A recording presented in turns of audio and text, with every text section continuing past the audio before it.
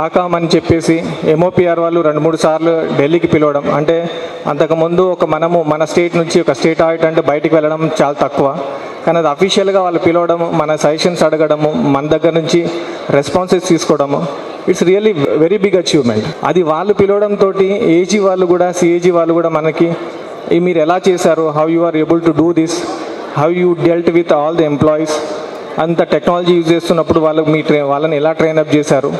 So these are మనం చెప్పడానికి చాలా సింపుల్గా ఉంది, కానీ లాస్ట్ 5 yearsలో ఇది చాలా పెద్ద ఎక్సర్సైజ్ జరిగింది. So it was a very great achievement. ఆ స్థితిలో ఆడిట్ ఆన్లైన్ సక్సెస్ అవ్వడం వల్ల మన డిపార్ట్మెంట్ మన స్టేట్లో ప్లస్ మన ప్రిన్సిపల్ సెక్రటరీ కానీ స్పెషల్ చీఫ్ సెక్రటరీ కానీ వాళ్ళ కళ్ళలో పడడం, ప్లస్ మనకి ఒక లెవెల్ క్రియేట్ అయింది. బహుశా ఆ లెవెల్ అంతకుముందు మనం ఎప్పుడు ఊహించి ఉంటాం. సో ఇవన్నీ ఒక ఎత్తు.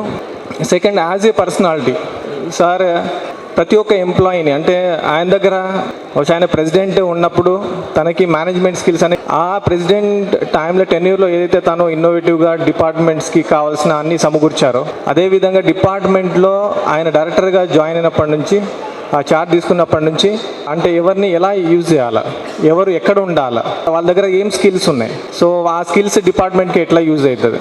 సో ఇది పర్టికులర్గా ఒక లీడర్కి ఉండాల్సిన బేసిక్ క్వాలిటీ, అది అంటే మేనేజ్మెంట్లో ఒక లీడర్కి ఉండాల్సిన బేసిక్ క్వాలిటీ.